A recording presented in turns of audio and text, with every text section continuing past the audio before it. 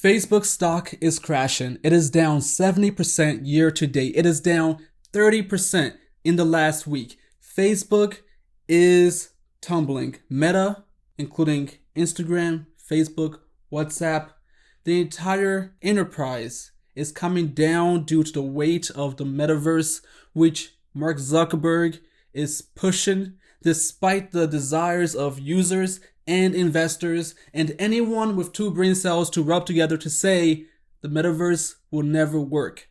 And even if it ever does, there will be no one there to prove it to. Facebook has come a long way, but the question is now, did they go the right way? And can they get back on track? Because the answer is no. In the last few years, they've turned the wrong way. They've gone off course. They got so far to billions of users because of how they were built initially to solve a problem that was never solved as well as they did. That is connecting people. But somewhere along the line, they decided to prioritize profits over all else, over the health of their very users, the people who make the network work. And when that did not work, they made the wrong choice of going even further away from their origins, of turning to a simulation called the metaverse as the solution to all of their problems, when all they had to do was turn back and try to get back to where they came from. So in this video today, we're going to explore how Facebook got to where it is today, becoming Meta, owning Facebook, Instagram, WhatsApp, and still not being happy with just connecting people, and instead trying to build a universe that nobody wants, that only one guy would like to see come true. And then how they might be able to course correct and save their business, and of course, get back to serving their users, the people who make the platform work.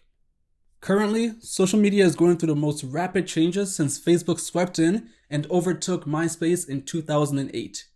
MySpace dominated the social media sphere for 5 years between 2003 to 2008.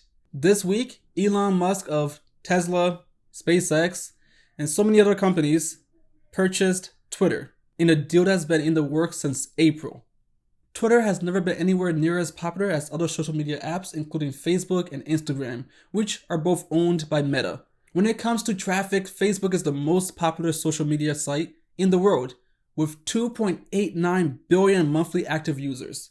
It's followed by YouTube with 2.3 billion monthly active users, with TikTok and Instagram tied for third place with 1 billion monthly active users each. These are not small numbers. This doesn't include messaging apps like WhatsApp, also owned by Meta, which has 2 billion users. With numbers like these, it's hard to argue that Meta might be in any sort of trouble. Sure, their stock is struggling, but the company is still doing very well with all of those users. Between the 2.89 billion monthly active users of Facebook, the 1 billion monthly active users of Instagram, and the 2 billion users of WhatsApp, it seems like the towering giant of social media is here to stay. They aren't going anywhere. But the company is showing signs of slowing and weakness that are alarming investors. Mark Zuckerberg has fallen head over heels in love with his idea of the metaverse. It was a swift rebrand that took place amidst a flurry of controversy surrounding the company's inability to protect users' mental health, along with allowing all sorts of extremists to run rampant on the company's various platforms. These platforms have been especially destructive to the self-esteem of women and girls. Alongside all of that, the company has struggled to keep a younger user base. Young users drive a social media company's value. To Mark Zuckerberg, the answer to all of this appears to be to go all in on the metaverse. Have you heard of the Manhattan Project? Yes, that Manhattan Project. When the United States developed the first nuclear bomb, they spent $23 billion to do so. They built whole cities in the deserts of the western United States and hired the most expensive scientists in the world. Still, Meta is poised to invest more than 10 times what the United States spent on the Manhattan Project in Zuckerberg's metaverse idea. It's a huge gamble, and it's especially huge because none of us know whether the metaverse is something we want. Besides, doesn't Roblox already exist? We've covered this on this channel. Roblox has already built a metaverse. One has been popular and operating for over a decade. The kids love it. So, what can Meta bring to the table besides expensive hardware, data graphics that look like a late 90s video game, and confusion about what exactly we're supposed to do in this metaverse? In all of human history, there has been only one project that has spent more than Meta is going to spend on the metaverse. From 1960 to 1973, NASA landed on the moon and launched several other Apollo missions into outer space. You're looking at one of the most incredible moments in human history. That's Neil Armstrong and Buzz Aldrin walking on the moon. And all of those missions combined cost only $3 billion more than the metaverse is going to cost Meta. Meta is going to spend $250 billion on its metaverse gamble.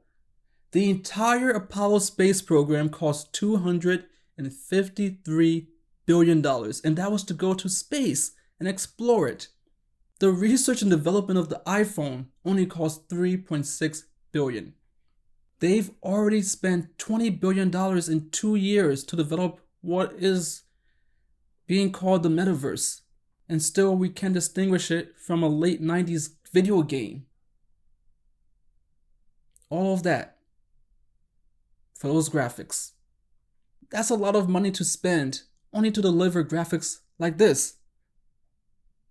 Meta has also decided to pivot its strategy for Facebook itself yet again.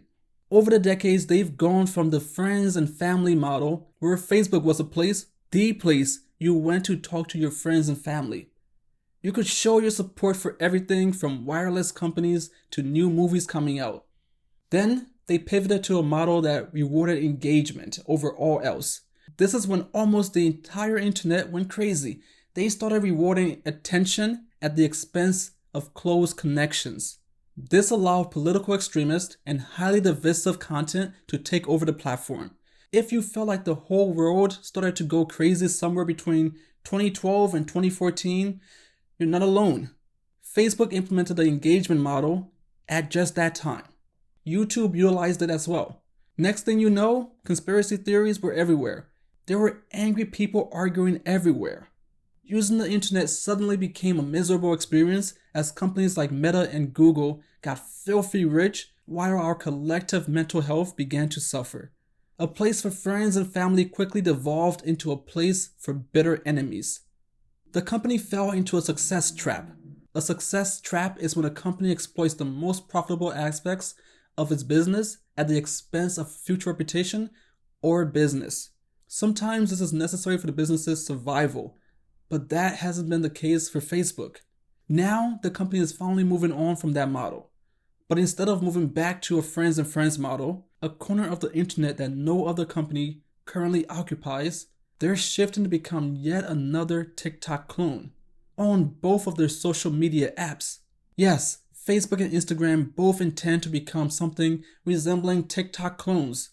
Now, the company is falling into another success trap. A success trap also happens when a company relies on maneuvers that brought it success in the past to hopefully bring them success once again in the future.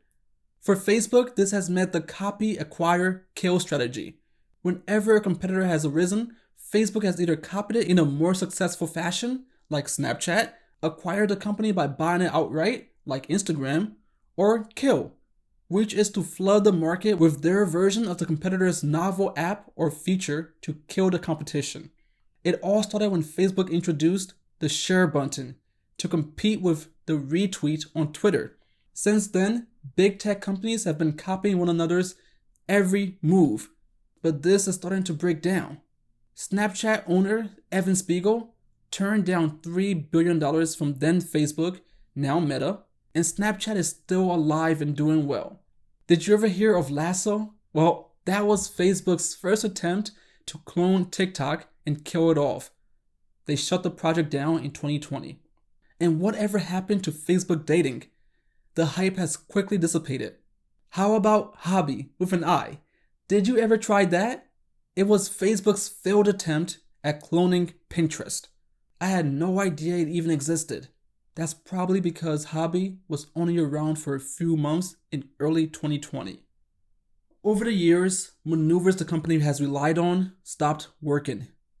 And instead of taking this as a sign that Meta should use its two apps with massive user bases to deliver what users really want, a friends and family model where they can share things with people they care about, they're relying on another clone kill attempt to smite TikTok and garner a younger user base for the future. So, as promised in the beginning, let's talk about what they could do to save themselves. There is a market for people who want to connect with friends and family. Since the pandemic began in 2020, people have felt disconnected. Most people I know still haven't rebuilt their social lives. It feels like something is missing. Over the past decade and a half, so many of us relied on social media technology to keep in touch with the people we care about. Now these companies have prioritized profits over user experience, and people are frankly burnt out on all of the fighting and arguments online. Imagine if Facebook became a place where people socialized again instead of arguing. Imagine if Instagram showed you photos of your friends enjoying a sunny day on the beach instead of a constant stream of brands and bots that have nothing to do with your life. Imagine if Meta became a company that truly connected people instead of driving them apart. What if they became a social media company geared towards helping facilitate friendship instead of enmity? I think they would dominate the market. I think they do a lot better than they would with another TikTok clone or a low-bit metaverse with clunky, expensive hardware that few people want to wear. Sometimes a company just needs to go back to its roots. I hope you enjoyed this video, and if you did, you might be interested in our other videos at bullacademy.org on YouTube. We cover investing in stocks and real estate to help you build wealth that will enable you to retire on your terms before you can no longer enjoy your life.